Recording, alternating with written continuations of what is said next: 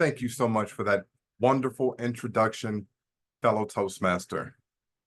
I'd love to welcome you all this evening, my fellow Toastmasters and welcome guests, and anyone out there in the virtual world who may come across this video and wonder, who is this Paul Flowers? What is this Toastmasters?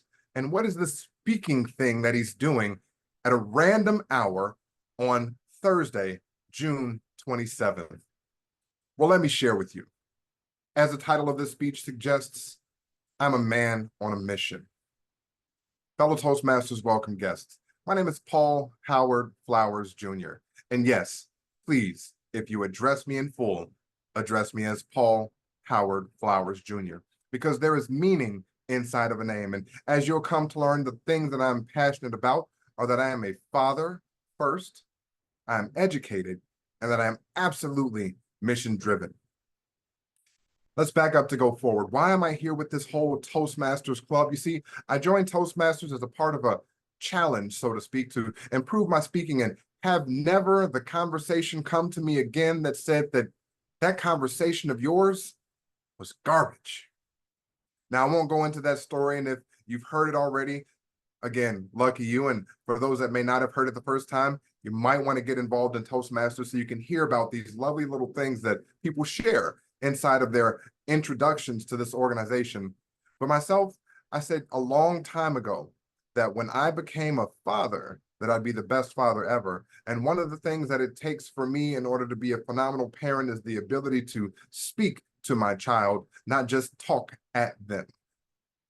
Father of three, oldest 11-year-old son, youngest 17-month and 3-month-old baby girls.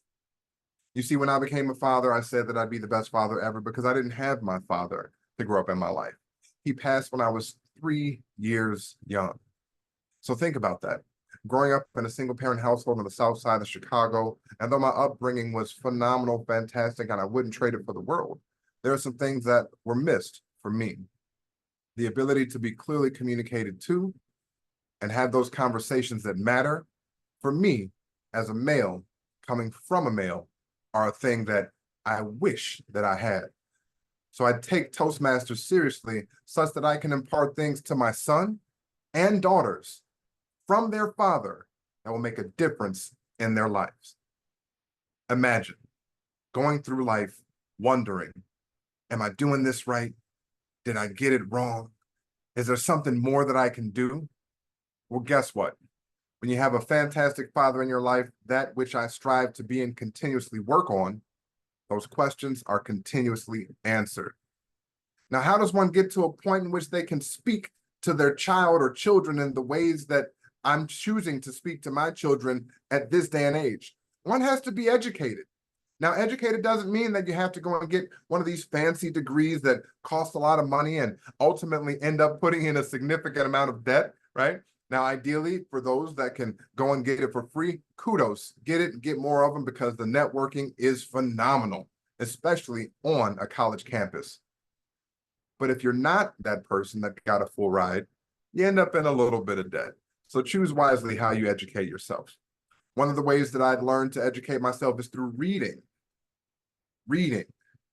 and reading some more. You see, I was told some time ago that readers are leaders. And at this point in my life, I choose to lead. I choose to take control of my own education, and I choose to lead myself, my family, and those in my communities, both personal and professional, in a way that comes from substance, not just assumption. So in this educated father, you find yourselves a mission. I am on a mission. And my mission now is to make a change in the healthcare system. Without pulling off that 800-page book that's up here somewhere, I'll share with you now that there are some things that are going on in today's healthcare society that are outright disturbing when you understand what's happening beneath the scenes. You see, there's what you see, there's what you think, and there's what you'll never think is actually going on. And these are the things that I choose to take on as a mission going forward.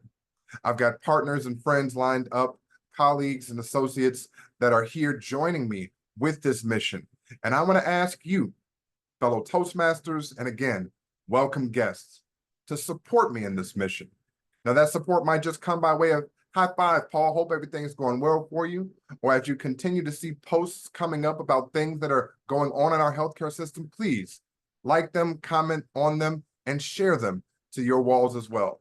It costs you nothing but a little bit of time and a few clicks of either your thumb or a mouse. Wrapping up, ladies and gentlemen, I'm a father first, and I absolutely love being a father. I can't wait till my son sees this and my daughter some years later when they can comprehend what I'm sharing with them, that they can absolutely see the difference that it makes when you educate yourself and then you also tack on a mission to your very life, tack on a mission and a purpose to why you are here. Because without a purpose, ladies and gentlemen, what are we doing? With that, I'll take that question and I'll turn it over to you, fellow Toastmasters.